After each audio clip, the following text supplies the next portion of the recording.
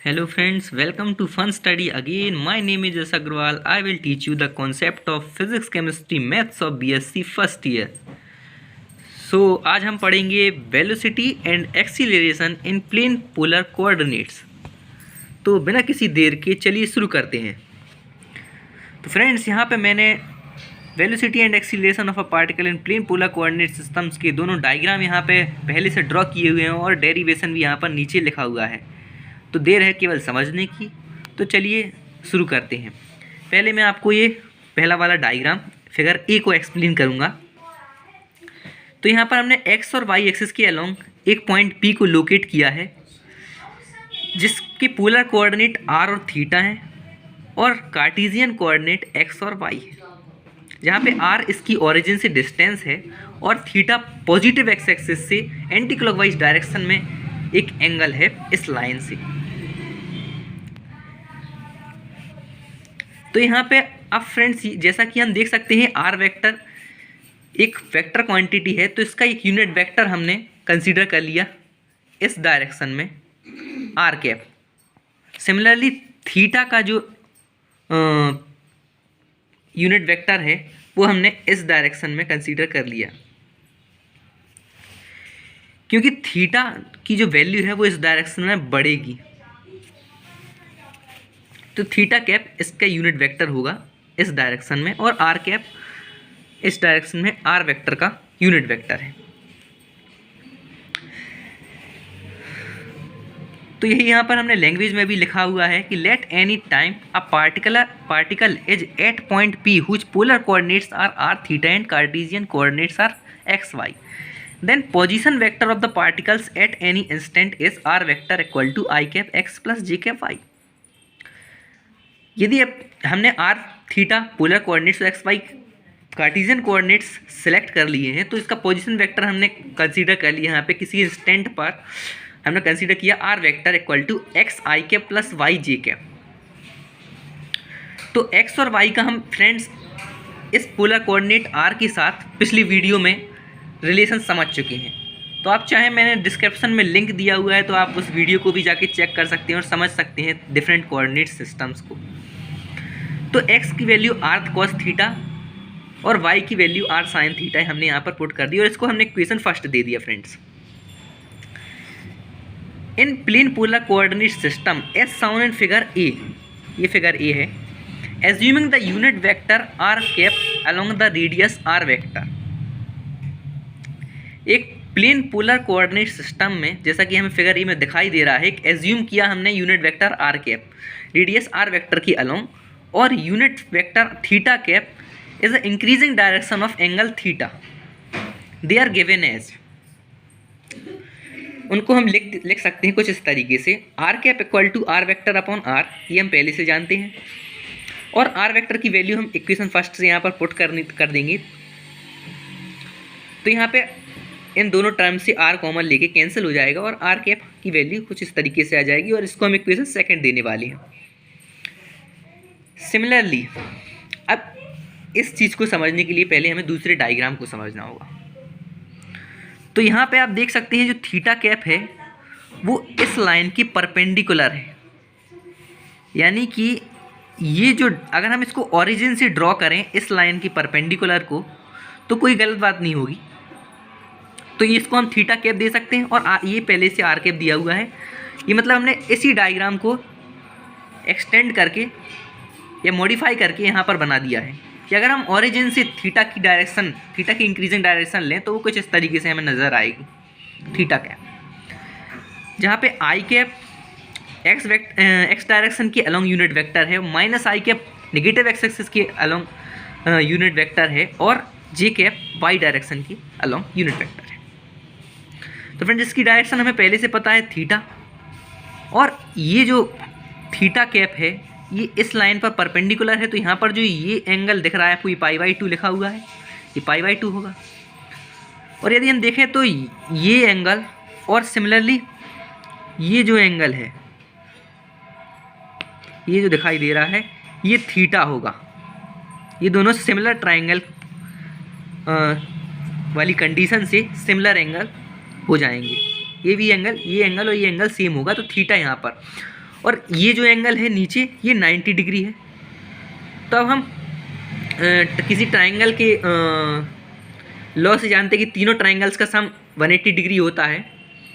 तो यहाँ जो ये एंगल होगा ये π/2 माइनस थीटा हो जाएगा, क्योंकि ये थीटा है, ये π/2 है। तो अगर आप निकाल के देख सकते हैं थीटा प्लस π/2 प्लस एक्स, इसको एक्स कंसीडर कर लें, इक्वल टू 180 लिख लें। तो यहाँ पे जो इस एंगल की वैल्यू आएगी वो π/2 माइनस थीटा आ जाएगी फ्रेंड्स। तो अब जैसे हमने आर कैप की वैल्यू फाइंड की, सिमिलरली हमें थीटा कैप की वैल्यू फाइंड करेंगे। तो माइनस आई cap cos π/2 minus theta plus जे कैप साइन π/2 माइनस थीटा लिख सकते हैं। यहाँ पे एंगल हमने यही लिया है, यानी कि इस ट्राइंगल से हमने जो थीटा कैप की वैल्यू है वो फाइंड की है, जहाँ पे कोसाइन है एक और एक साइन, दोनों की हमने वैल्यू फाइंड कर ली है बेस अपॉन हाइपोटेनियस और परपेंडिकुलर, जैसा कि मैंने आपको पिछली वीडियो में समझाया था। आप वैसे इसको समझ सकते हैं। तो cos π/2 माइनस थीटा प्लस जे कैप, यहाँ पे माइनस आई कैप क्यों लिया है फ्रेंड्स? क्योंकि नेगेटिव डायरेक्शन में है, जो हमारा एंगल है वो नेगेटिव डायरेक्शन में है, और जबकि जो वाई डायरेक्शन के लिए है वो जे कैप पॉजिटिव ही रहेगा, क्योंकि वो पॉजिटिव डायरेक्शन में है। इसलिए जो दूसरा टर्म है हमारा वो पॉजिटिव ही लिखा हुआ है।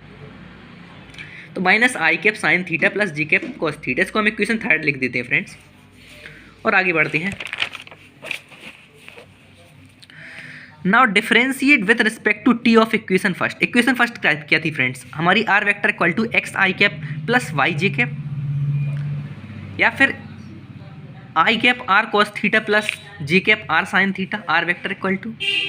तो हमने उस इक्वेशन को, यानी इक्वेशन फर्स्ट को टी के रिस्पेक्ट में डिफरेंशिएट कर दिया, या फिर ये कहें कि जो वेलोसिटी ऑफ पार्टिकल, उस पार्टिकल की जो वेलोसिटी वी वेक्टर होगी वो D R vector upon D T होगी। तो हम इसको आर वेक्टर की यहाँ पे वैल्यू पुट कर देंगे और डिफरेंशिएट करेंगे। तो v vector equal to i cap minus r sine theta D theta upon D t. पहले आई कैप वाले टर्म्स को अलग लिख लेंगे और जे कैप वाले टर्म्स को अलग डिफरेंशिएट करेंगे।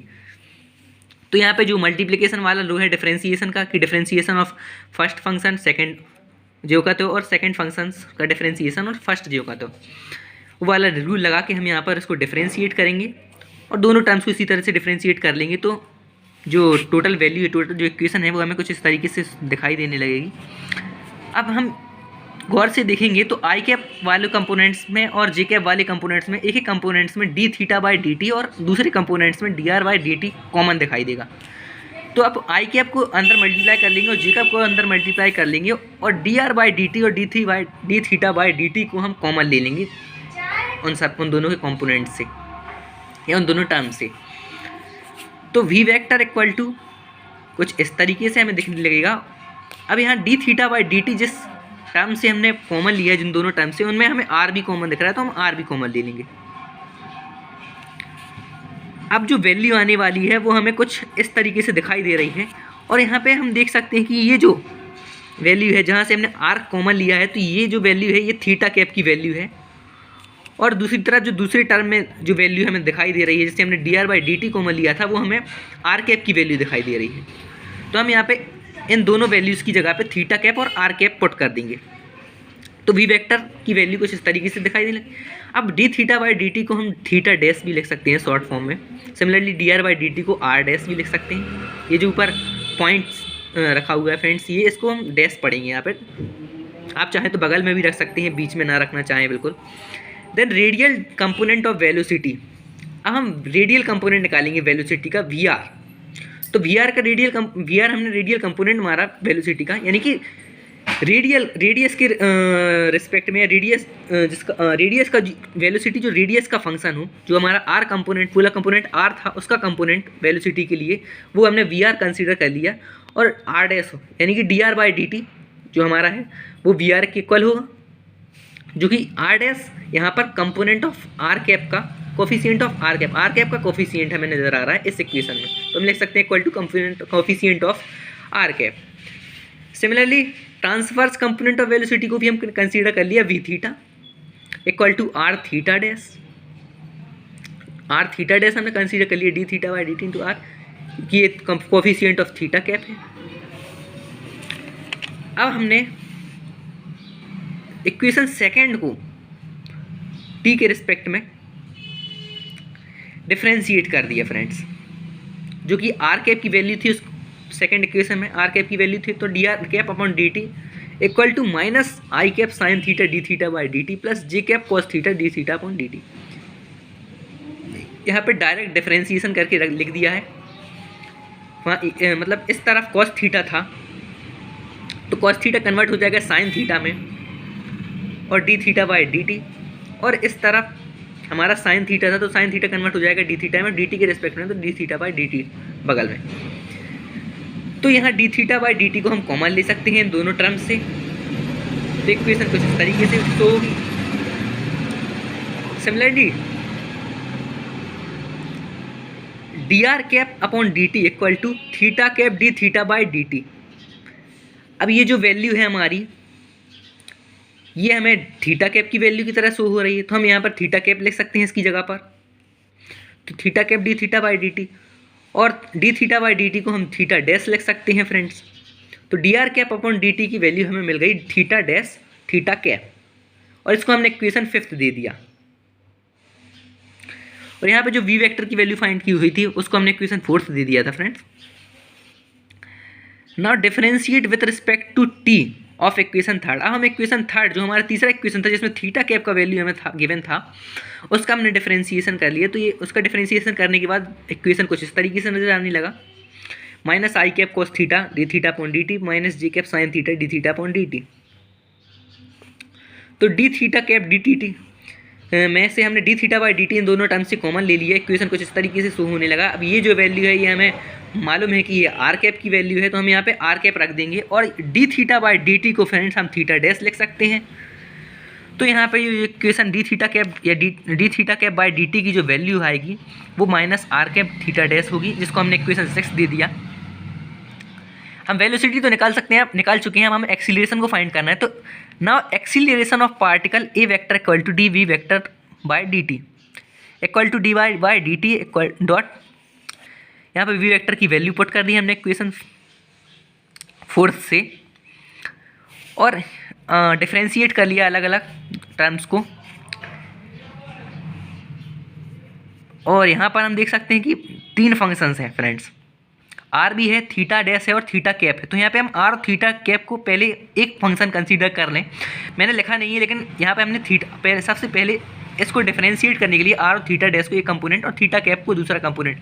तो यहाँ पे जो पहला कंपोनेंट है वो ज्यों-कहते हुए और थीटा कैप का डिफरेंशिएशन हो रहा है, और अगले टर्म में थीटा कैप ज्यों-कहते हुए लिखा हुआ है और आर डॉट थीटा डैश का डिफरेंशिएशन हो रहा है टी के रेस्पेक्ट में। सिमिलरली यहाँ पर तो 2 ही कंपोनेंट है, तो आर कैप ज्यों का तो पहले d are cap by D t plus r cap यहाँ पर ज्यों का तो D r dash d T. तो ए वेक्टर की वैल्यू इस तरीके से। अब यहाँ पर 2 फंक्शन है, अब फिर से वही मल्टीप्लिकेशन वाली लॉ से हम डिफरेंशिएशन करेंगे। फर्स्ट फंक्शन ज्यों का तो सेकंड का डिफरेंशिएशन, एंड सेकंड फंक्शन ज्यों का तो फर्स्ट का डिफरेंशिएशन। और डिफरेंशिएशन होने के बाद वैल्यू कुछ इस तरीके से दिखने लगेगी इक्वेशन। अब इस इक्वेशन में हम D theta cap by D T और D are cap by D T की वैल्यू इक्वेशन 5th और 6th से पुट कर सकते हैं, जो हमने पहले निकाली हुई थी।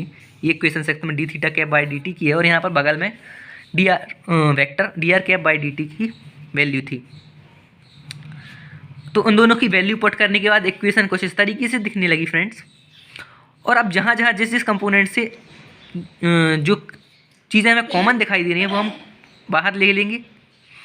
यहाँ पर 2 कंपोनेंट 2 टर्म्स में हमें आर कैप कॉमन मिलने वाला है और 2 टर्म्स में हमें थीटा कैप कॉमन मिलने वाला है।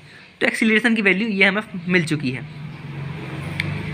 अब जैसे कि हमने वेलोसिटी को रेडियल कंपोनेंट्स और ट्रांसवर्स कंपोनेंट्स में कंसीडर कर लिया था, वैसे ही हम एक्सीलरेशन को भी रेडियल और ट्रांसवर्स कंपोनेंट्स में शो कर सकते हैं, जो कि कोफिशिएंट ऑफ आर कैप होगा और कोफिशिएंट ऑफ थीटा कैप होगा, जैसा कि वेलोसिटी में था। इक्वल लिख सकते हो। और ये था हमारा acceleration in plane polar coordinate. तो फ्रेंड्स, अगर आपको कोई डाउट हो तो आप कमेंट बॉक्स में पूछ सकते हैं, और इस वीडियो को लाइक करना ना भूलें।